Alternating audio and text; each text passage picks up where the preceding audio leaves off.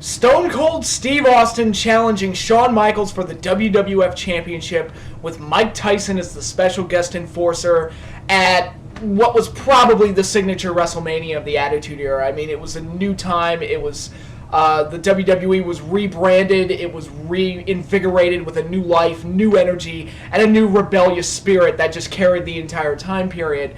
And you had the two guys that best represented that new personality and that rebellious spirit in the main event with a huge X Factor like Mike Tyson attached to it. I've already talked about this match greatly. I did an entire video talking about how brilliantly the WWF mapped that entire match out, the whole feud, the whole storyline, managing both characters and getting them to that point to make it the perfect setup. And Mike Tyson's involvement was, in my opinion, the best celebrity involvement in the history of professional wrestling.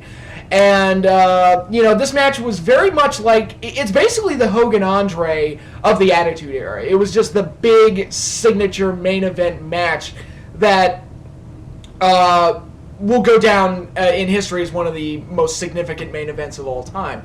And when I was first putting this list together, it was, again, very much like Hogan and Andre. I don't care what people say, this match has to be on the list because it's just too significant, too well done, and just too important to WrestleMania's overall history, and to the history of professional wrestling in general.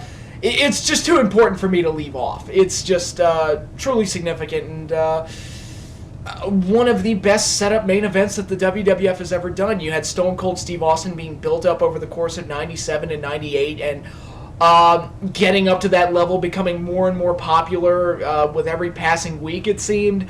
You had Shawn Michaels, who, again, was very much cut from the same cloth, that very rebellious, rule-breaking attitude, but done in a heel way, where he was clearly the asshole and the chicken shit weasel heel, and it was just a great setup. And really, the Attitude Era was known for kind of blurring the lines between faces and heels. So for them to get a clear-cut face and a clear-cut heel under these circumstances, well, Austin is a babyface unlike any other babyface that came before him, because he does a lot of heel things. But it's done within the framework of this new era, this new personality, and this era that birthed so many other complex and interesting characters. So Austin was just perfect for his role. Michaels was perfect for his role. And again, putting Mike Tyson in the DX camp really raised a lot of questions and intrigue going into the match, and ultimately paid off well. And I think the excitement that Mike Tyson brought to everything was really the cherry on top. They would have had a great main event anyway, but having Mike Tyson involved, such a controversial figure, to bring those extra eyeballs and to create those great moments like his showdown with Austin, where Mike Tyson first showed up on Raw, and ultimately to punch out Shawn Michaels at the end of the match, or after the match was over. It was one of those great road to WrestleMania build-ups and great WrestleMania moments. It's just fantastic. And of course, I have to mention Shawn Michaels would go away for a few years after this. His back was severely injured. And you can tell while watching this match, Shawn Michaels was grimacing and clearly in a lot of pain. So for him to be able to go out there, work the exciting match that he did, and put over the big new star in Stone Cold Steve Austin is a testament to his ability and his work ethic. And say what you want about Shawn Michaels at this time and the type of person he was, no one ever questioned his ability and what he gave to the overall product in terms of, he put his heart and soul into whatever he did. And this, in a lot of ways, this is Shawn's signature performance, because he went in there bad back, and in one of the biggest matches of his career, went over there and made a new star in the process. So all of that was, great A effort on his part. And of course, it was the birth of the Austin era, and would ultimately, the excitement of Austin's title win here would carry the WWF for the next few years, and really launch that new era leading into the Austin McMahon feud, and lead to, in the search of giving Austin opponents, Mick Foley would come out and become one of the most interesting characters of the time period. The Undertaker would become more extreme. The Rock would break out of his shell and become a much bigger star than anybody ever thought. Triple Triple H would ultimately become a bigger star and become, one of the best heels in the business. So, I mean, this match was a genesis for a lot of great things and very important to the careers of both men, but especially Austin because it was the start of his big rise. And there's so many significant parts about this match that I can't praise it enough. It's truly one of the most significant in WrestleMania's entire history.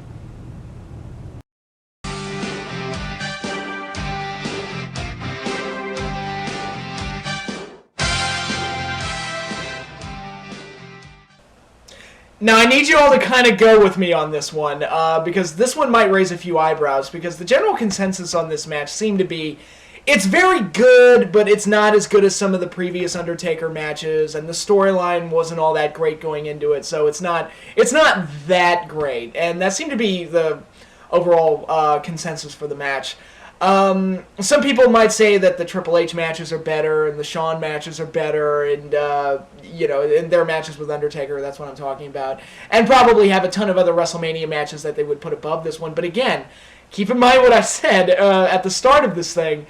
Personal experiences really shape opinions and how you feel about certain things in any art form, quite honestly. So this one was special to me because I was there live. I actually got to go to this WrestleMania, and for all the flaws that WrestleMania 29 had, and there were plenty of them, and I criticized it enough. I love the overall experience. I would never say that 29 is one of the best WrestleManias, but it is the one that got me there. I got to go to a WrestleMania because of 29 was held at MetLife Stadium, and it was the one that was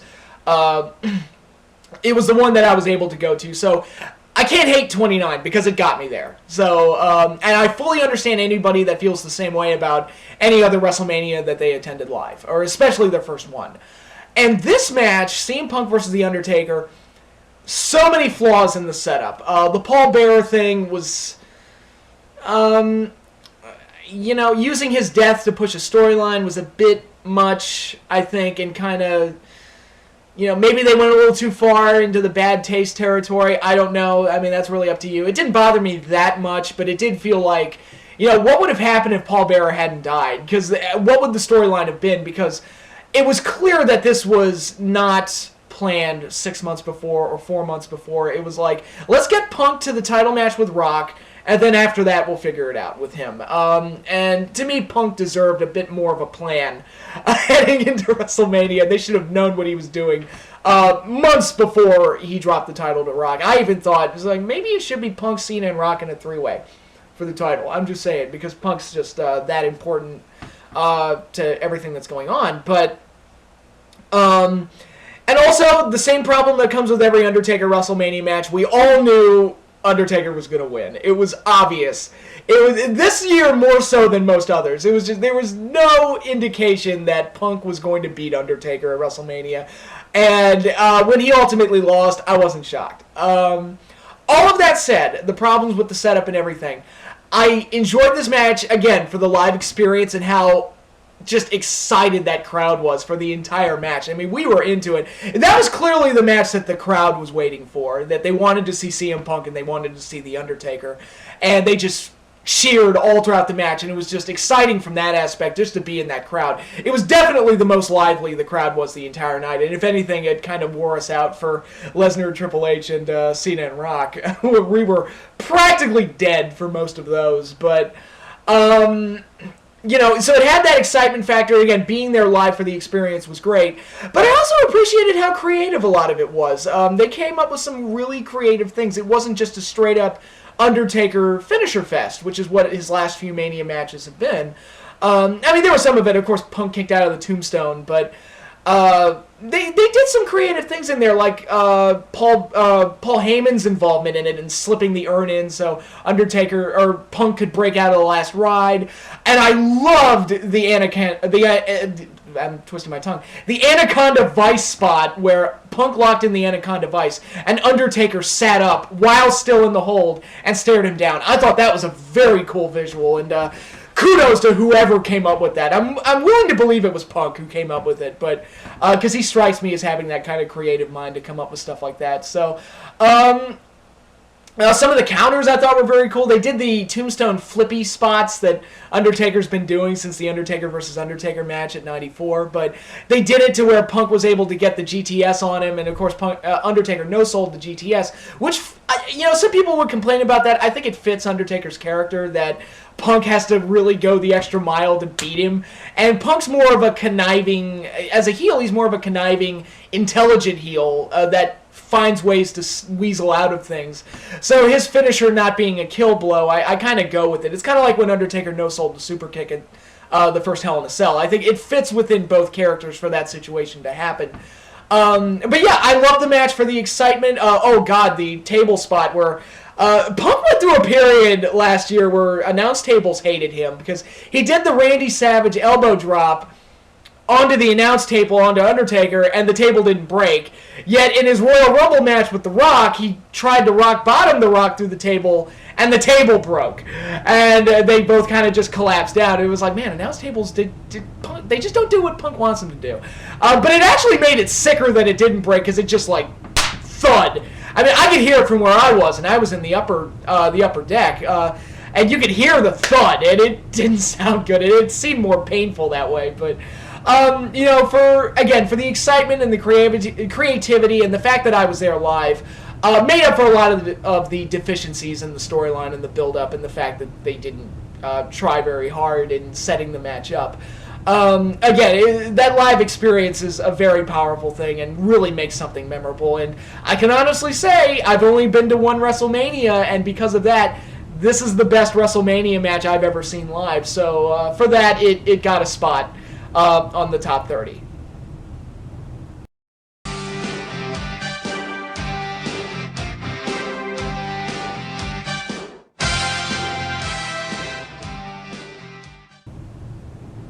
This one's a little weird because as time has gone on, the fan opinions on this one have seemed to have flipped a little bit. At the time, it was considered to be one of the best matches in WrestleMania history, arguably the best. And at that time, and as the years that followed, I was like, I wouldn't say it's the best or unquestionably the best, but it is a very good and worthwhile main event. Sure, absolutely, I'll go with that. And a great effort from probably the only two guys in the company that could have pulled that match off at the time, Bret Hart and Shawn Michaels. So for all of that, I was like, yeah, it's really good. It's very good, but I wouldn't say it's my favorite or even in my top 5 or anything like that. So I kind of went against the grain a little bit on that one, but as the years have gone on, more and more people are turning on this match and saying, oh, it's long, it's boring, this, that, and the other. And now I find myself in a position where I'm having to defend the match a lot more. So it's really interesting how that happens. It's kind of like the Man of Steel of wrestling matches, where I didn't love Man of Steel, but I liked it enough, and I find myself having to defend it super hardcore because it's like, look, okay, it's not the best Superman movie, but it's far from the worst. So it was all right. I wouldn't say it's among the worst movies of the year or anything like that, but it's not one of my super favorites, but it's a very good one. And that's kind of how I feel about this Iron Man match. I would never say that it's the best main event in WrestleMania history. I would never say that, even back then, that it was in like my top 5 or anything like that. But I do greatly appreciate it, again, for the ability of Bret Hart and Shawn Michaels and them being able to put together this athletically based marathon match classic. And again, I think that they're the only two in the company at the time that could have pulled that off. And this was coming at a time when the WWF didn't really have a whole lot going for it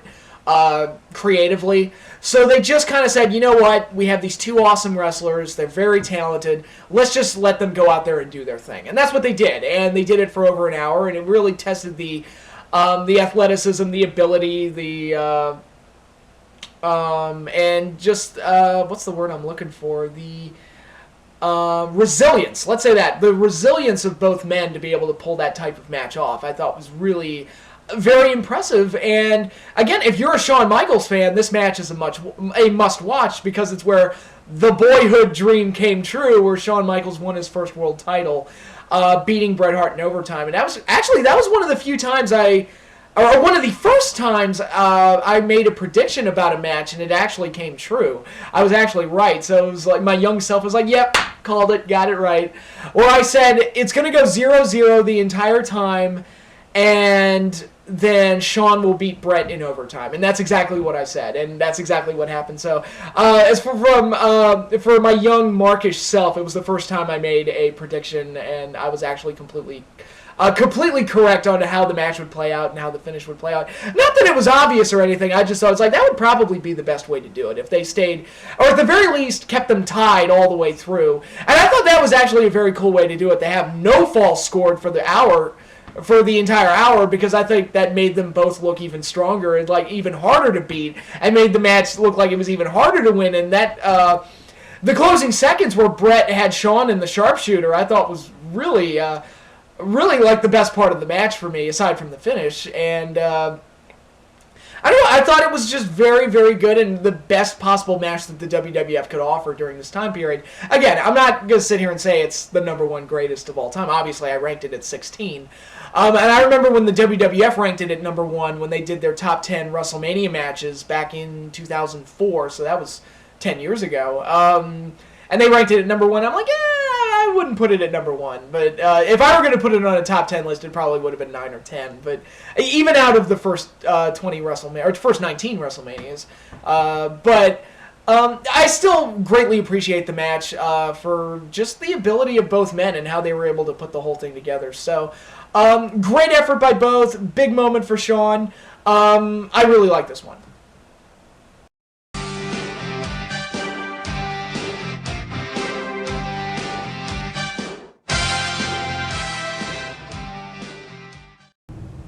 Shawn Michaels versus Kurt Angle at WrestleMania 21. This is a match that the second they started setting it up, I was like, you know what? I think that could be a damn good one, because both guys are such great athletes and great workers and hard workers, but they both have such different in-ring styles. Kurt is the more ground-based wrestling suplex machine, and Shawn Michaels is the more WWE flair, high-flying daredevil kind of stuff. So I thought both guys would mesh very, very well because of how different they were stylistically. And the setup for the match, it was nothing too complex or anything that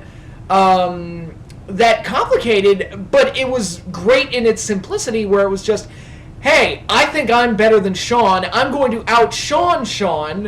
And Kurt Angle, beat up Marty Jannetty. He did the whole bit, which was hilarious, where he sang his own version of Shawn Michaels' theme song with Sensational Sherry and put her in the ankle lock and won a ladder match. And he basically wanted to prove that he was better than Shawn Michaels. Not in the way that Jericho did back at 19, where Jericho wanted to eclipse his idol, but Angle wanted to show that he's the new standard. It's like, all right, Shawn Michaels, you were the standard in the 90s, but I'm the new standard. I'm the unquestioned best, and I should get the same level of praise that you do, because I'm better than you are now and better than you ever were. And that stuff was, again, it was very simplistic, but it was very easy to digest and very easy to accept. And for that, it made for a great WrestleMania showdown, and ultimately, I think all the stuff that I envisioned for this type of match and these two styles clashing with each other, it turned out very, very well. With Shawn Michaels having, at first it was more of a mat-based wrestling match, and Angle dominated, which you would expect, so then Michaels had to start flipping all over the place, and the moonsaults. That one moonsault he did where he flipped over under the announce table is still one of the sickest things I've ever seen. But it was just a great spectacle of a match where, again, both guys and their unique styles just complemented each other so well, and it was a great meshing of characters and in-ring styles, and I love it for that alone. It was just a great action-packed, very creative match, and a very exciting one, and one that kind of gets overlooked now, and I would hope that it would get a little bit more praise than it usually does these days. I don't know why it's been forgotten, but I think it's Kurt Angle's best WrestleMania match by far. I mean, I've already said that his match with Lesnar was overrated, and other than that, Angle's never really had a great WrestleMania match, but he had this one, and this one is by far his best, and I love it. I think it's a great, exciting, action-packed match. I can't get enough of it.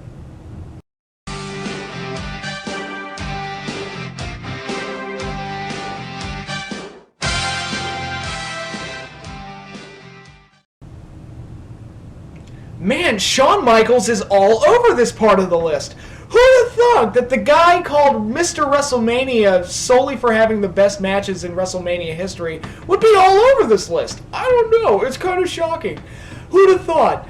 But, yeah, I really have a lot of appreciation for this one. This is one of those matches that I wanted to see when Shawn Michaels made his return to the WWF. In 2002, he'd had the matches with Triple H. He'd won the Elimination Chamber match to give him his big nostalgia world title win, and all that was very good, but I was like, I would really like to see him work with Jericho. I think they could do something special together because they're so similar to each other, and Jericho is very much like the new age Shawn Michaels in a lot of ways, both in his style and his personality. Where Shawn at this point was more, the born-again Christian, good guy, white hat Shawn Michaels, but Jericho is very reflective of what Shawn used to be. The big asshole motor mouth, in addition to having the similar style and the athletic skills. So I thought the two would mesh together very well. And the feud they had going into this WrestleMania was so good. So well done. I've already talked about the moment in the Royal Rumble where they started 1 and 2 and Jericho was able to get Shawn out of there as the first elimination, and a lot of the stuff they did in the build-up where Jericho admitted to being... Shawn Michaels was his all-time favorite, and he idolized Shawn, but he feels like he's outgrown that, and now he wants to prove he's better than his idol, and he's more charismatic, he's more athletic, he's more talented, and all this stuff, and made for a lot of great promos and a great build-up, heading into WrestleMania 19, and this is one of those matches where if you pitch it to me, I can almost picture in my head exactly how it should go down, from bell to bell. And this is one of those matches that turned out almost exactly as I pictured it. And I mean that in the best possible way, because it's almost exactly what I wanted it to be. My one knock on the match is that if it were up to me, I would have had Jericho go over, because I think that would have made more sense in the long run. But you did get that great ending where Jericho low-blowed Shawn and then pushed him to the ground. So it wasn't like a complete disaster of a mistake. But if it were up to me, and if I had to redo it, I would have given Jericho the win. Just to...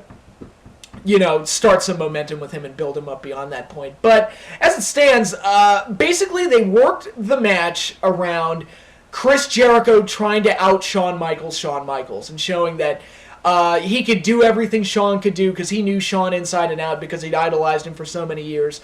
And he's a better HBK than HBK and all that stuff. And that made for a lot of great moments in the match. And really made Jericho look like an asshole, but also very desperate and kind of obviously in a mocking way expressing his jealousy towards Shawn Michaels and everything. And I thought all of that was very good and led to a lot of great moments, like his own take on the super kick and him doing the kip up with the Shawn Michaels pose and all of that stuff. So all of that was very good, in addition to being a great high-flying, athletic, action-packed match as well. Obviously, it's the type of match you would expect out of those two. And overall, I thought it was a great match between those two. It was a big dream match for me, and it played out almost exactly how I pictured it. So I have to give this one a lot of praise. It was the best match at this WrestleMania. Of a very good WrestleMania in 19, I thought it was the best match. I thought they stole the show. So, yeah, this one was great. Very, very good. And, one of my favorites.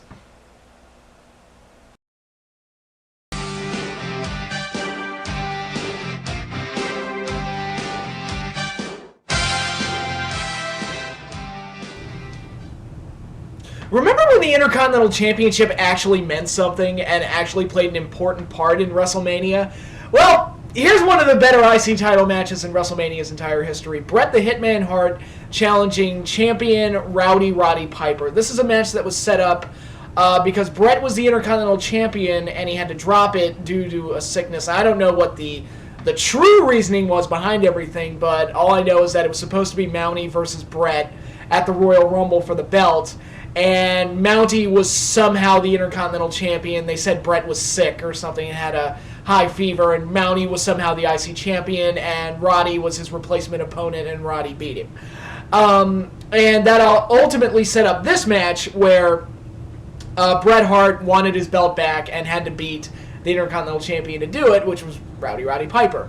Now, it was nice to see Roddy actually win a belt because he had never won a belt in his entire run with the WWF. He'd never won a belt up to this point. So it was nice to see him winning the Intercontinental title, and it was a good setup to give Bret Hart a big rub because Bret would ultimately become one of their bigger stars and would become one of their flagship guys during the 90s. So it was a very good setup from that standpoint. And it was a face versus face match, and as a kid, naturally I went for Roddy Piper because he was, the crazy guy that I grew up watching, and I was like, yeah, I'm going to root for Piper because that's what you do, and he had this crazy personality and everything. But as with the trend with a lot of face versus face matches, they'll turn one into a temporary heel for this one match and then turn him right back after it's over. And that's happened a lot, especially in recent years. But this was the first time I remember seeing anything like that, where they just straight up turn Roddy heel literally right before the match and then during the match. And ultimately, it made Bret Hart the face. And maybe I was just a dumb kid that just bought what they were selling. But by the end of it, I was rooting for Bret, even though I started off rooting for Piper. So yeah, whatever they pulled there, it certainly worked. And I think the way it played out, it actually gave Bret Hart a great rub and really helped make him look like he fit in with those big stars. Like the Hogans, the Pipers, the Warriors, and stuff like that. Bret Hart didn't look out of place working with Piper. He could hang with those guys, both talent-wise and, well, obviously talent-wise, but and athletically, but as a character, too. Like, you could buy him as a threat to those higher caliber stars. So this was a huge match for Bret in that aspect. I love the match that they had together. It was, again, one of those clashing styles matches where Bret was the more technical guy and Piper was the street fighter, so he went to more, let's say, extreme tactics, like he almost hit Bret with the ring bell, which was really good, but he used more fist fighting and stuff like that, and ultimately busted Bret open. And again, blood was not uncommon back then, but was rare. It didn't happen all the time. So to see Bret get busted open like that, it was pretty violent and pretty extreme for the time. And again, put more sympathy on Bret, and it just piled more and more sympathy on him, and made him more of an underdog, and made you root for him, and ultimately cheer when he won the match. And the finish to the match is great. I love that whole. Piper was about to hit Bret with the ring bell, and Bret kind of gives him the puppy dog eyes. He's like, don't do it, man. It's not cool. And Piper throws the belt away and locks in a sleeper hold. And Bret kicks off the turnbuckle, rolls back on top of Piper, and gets the 3 count. I thought that was a very creative finish. And Bret was always good at coming up with good finishes for his matches. It wasn't just using a big finisher or locking on the sharpshooter. He always had some great pinning combinations or some great ways to set up those pinning combinations and stuff like that. So I really enjoyed a lot of Bret's finishes, and this was a really good one too. And by the end of it, they all hugged it out, and Bret was the new champion, and everybody was happy. But a great time was had for me personally. It's one of my personal favorites, and this was the first WrestleMania I ever saw live. 5 was the first one I ever saw, period, but 8 was the first one I got to see live on pay-per-view. So to get this caliber of match on your very first WrestleMania, it was really great to see as a kid, and ultimately it made Bret Hart one of my favorite wrestlers coming out of this match, and I was really impressed with it. So this one will always stand as one of my personal favorites, and really a sign of how good and how important a mid-card championship match can be on any wrestling show, let alone WrestleMania.